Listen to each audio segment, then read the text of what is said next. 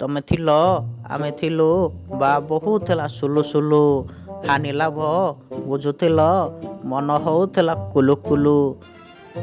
ଦୌଡ଼ି ଦୌଡ଼ି ଆସି ତମେ ଯେତେବେଳେ ପଳ ପଳ ପୃଥି ଫାଟିଲା କହିଦେଲ ଏ କଣ କଲ।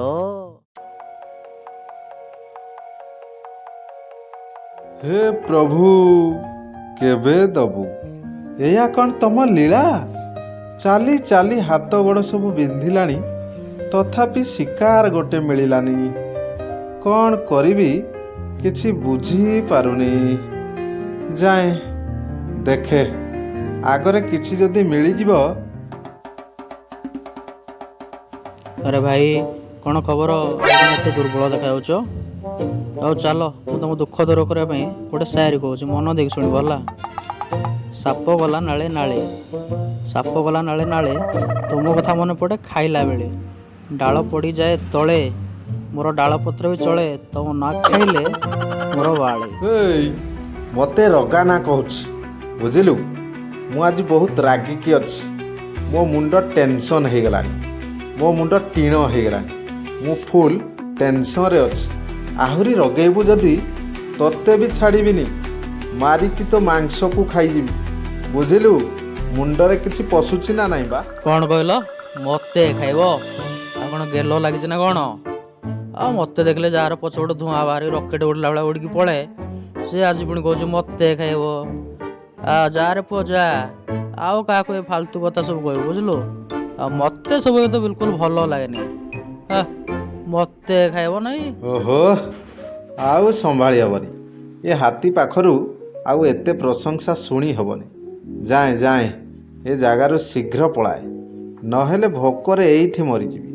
ଏ ହାତୀର କଥାରେ କିଛି ବି ମୂଲ୍ୟ ନାହିଁ, 5 ପଇସାର ବି ମୂଲ୍ୟ ନାହିଁ। ଯାଏଁ ରେ ବାବୁ, ନିଜେ ବଞ୍ଚିଲେ ବାପର ନାହିଁ। ଯାଏଁ। ଆରେ ଏ କ'ଣ ଗୋଟେ ଶବ୍ଦ ହେଲା ଏତେ ଜୋରରେ? ପୃଥିବୀଟା ଫାଟିଗଲା ନା କ'ଣ? ମୁଁ ଯାଏଁ ରେ ବାପା, ଶୀଘ୍ର ପଳାଏ। ଆପେ ବଞ୍ଚିଲେ ବାପର ନାଁ, ନା ହେଲେ ମୋ ଜୀବନଟା ଚାଲିଯିବ ରେ ବାପା। ଯାଏଁ ଯାଏଁ ଯାଏଁ। ଏଇଠି ବିଲୁଆ ନନା, କୁଆଡ଼େ ବାହାରିଲ କି? ଏମିତି ଧଇଁ ସଇଁ ହେଇକି କୁଆଡ଼େ ଦୌଡ଼ୁଛ ମ? ଲାଗୁଛି କ'ଣ ଗୋଟେ ବାଟରେ ଦେଖିଲ ନା କ'ଣ? ଆଉ ଆମକୁ ବି ଟିକେ କୁହ, ଏମିତି ଦୌଡ଼ିବାର କାରଣଟା କ'ଣ? ଆମେ ବି ଟିକେ ଜାଣୁ। ଆଉ କୁହ କୁହ ମ, ଜଲ୍ଦି କୁହ। ଠେକୁଆ ଭାଇ, ତୁମେ ଆଉ କଥା କୁହନା। ଶୀଘ୍ର କେମିତି ବଞ୍ଚିବ ସେ କଥା ଚିନ୍ତା କର। ପୃଥିବୀ ଫାଟିକି 2 ଫାଳ ହେଇଗଲାଣି। ଚାଲ ମୋ ସହିତ ଶୀଘ୍ର ଦୌଡ଼, ନହେଲେ ତୁମ ଜୀବନଟା ଠସ୍ କିନା ଚାଲିଯିବ, ବୁଝିଲ? ଆସ ଆସ, ଆଉ ଡେରି କରନା ଜମା। କ'ଣ କହିଲ ବିଲୁଆ ନନା? ପୃଥିବୀ ଫାଟିକି 2 ଫାଳ ହେଇଗଲାଣି? ଆରେ ଏ ତ ବହୁତ ବଡ଼ ବିପଦ ଆସିଲାଣି ଆମ ଉପରେ। ଆମକୁ କିଛି ଗୋଟେ କରିବାକୁ ପଡ଼ିବ। ଚାଲ ଚାଲ ଆମେ ଶୀଘ୍ର ଏଠୁ ପଳେଇବା, ନହେଲେ ଆଉ ବଞ୍ଚିବାନି ଆମେ, ବୁଝିଲ ବିଲୁଆ ନନା? ଆମର ତ ପ୍ରାଣବାୟୁ ଗଲା, ଏଥର ସବୁ ସରିଯିବ।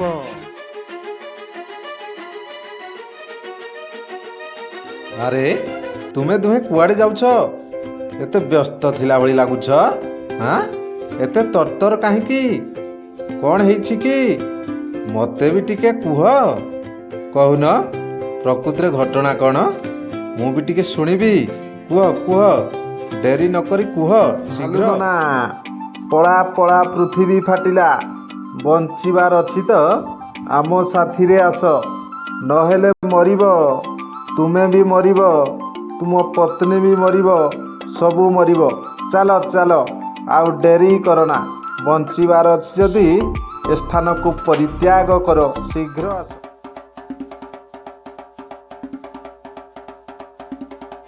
ଆରେ ଦେଖିଲ ଦେଖିଲ ସେନାପତି ମହୋଦୟ, ଏ ଜଙ୍ଗଲରେ ଜୀବଜନ୍ତୁ ସବୁ ଏମିତି କ'ଣ ଦୌଡ଼ୁଛନ୍ତି? କିଛି ତ ବୁଝା ପଡ଼ୁନି ଘଟଣାଟା କ'ଣ? କ'ଣ କରିବା କହିଲ? ଏଇଟା ଦେଖ ବିଲୁଆ ନନା, ସେ ପୁଣି ଆସିଛି ହାତୀ ଭାଇ, ଏ ସମସ୍ତ ଜୀବଜନ୍ତୁ ଏମିତି କୁଆଡ଼େ ଦୌଡ଼ୁଛନ୍ତି? କ'ଣ ଶିକାରୀ ଫିକାରୀ ପଳେଇ ଆସିଲେ ନା କ'ଣ? ଲାଗୁଛି ଜଙ୍ଗଲରେ କିଛି ବଡ଼ ଘଟଣା ଘଟିଛି। ସେଥିପାଇଁ ସମସ୍ତ ଜୀବଜନ୍ତୁମାନେ ହୁଏତ ଜୀବନ ରକ୍ଷା କରିବା ପାଇଁ ଦୌଡ଼ି ପଳାଉଛନ୍ତି। ପ୍ରକୃତରେ କ'ଣ ଘଟିଛି ଚାଲନ୍ତୁ ପଚାରି ବୁଝିବା ମହାରାଜ। ଶୀଘ୍ର ଚାଲନ୍ତୁ। ଜୀବମାନେ ଏତେ କ୍ଷିପ୍ର ଗତିରେ କାହିଁକି ଧାଉଁଛନ୍ତି? ଆସନ୍ତୁ ଯିବା, ଚାଲ। ଆରେ ଭାଇମାନେ, ଏମିତି ଛାନିଆ ହେଇକି କ'ଣ ପାଇଁ ଦୌଡ଼ୁଛ? ଘଟଣା କ'ଣ? ସମସ୍ତଙ୍କ ମୁହଁରେ ଭୟ ଦେଖାଯାଉଛି। ବଣର ରାଜା ସିଂହ ଥିଲେ, ତୁମର ପୁଣି ଭୟ? ହଁ, ତଥାପି ଭୟ। ଘଟଣା କ'ଣ ଶୀଘ୍ର କୁହ, ଶୀଘ୍ର। ପୃଥିବୀ ଫାଟିକି ଦୁଇ ଫାଳ ହେଇଗଲାଣି ମହାରାଜ। ଆଉ କ'ଣ ବା କରିଥାନ୍ତୁ? ଆମେ ତ ଶୁଣିଲା ମାତ୍ରକେ ଆମର ମୁଣ୍ଡ ଆଉ କିଛି କାମ କଲାନି। ସେଥିପାଇଁ ନିଜ ନିଜର ଜୀବନ ବଞ୍ଚାଇବା ପାଇଁ ଯିଏ ଯୁଆଡ଼େ ପଡ଼ିଲେ ସମସ୍ତେ ଦୌଡ଼ିବାକୁ ଲାଗିଲେ। ଆମକୁ ବଞ୍ଚାନ୍ତୁ ମହାରାଜ। ଆପଣଙ୍କ ଛଡ଼ା ଆମକୁ ଆଉ କେହି ବଞ୍ଚାଇ ପାରିବେନି। ଏହା ପାଇଁ କିଛି ଗୋଟେ ଉପାୟ ବାହାର କରନ୍ତୁ। ମୋତେ ଯାହା ଲାଗୁଛି ଏଇଟା ଶୃଗାଳ ହିଁ କହିଥିବ। ଏ ଶୃଗାଳ ଛଡ଼ା ଆଉ କେହି ନୁହଁ। ହଁ ହଁ, ନିଶ୍ଚିତ ଭାବରେ ଏହା ହେଉଛି ଶୃଗାଳର କାମ।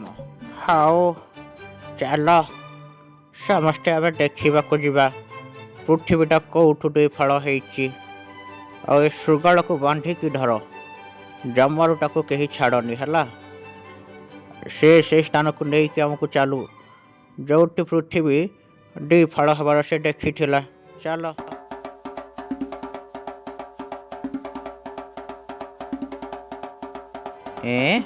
ଏଇଟା ତ ବେଲଟା ଫାଟିକି ପଡ଼ିଛି ନା କ'ଣ? ଆଉ ବୁଝିଲୁ ଶୃଗାଳ ନା ତୋ ପାଇଁ ପଦେ।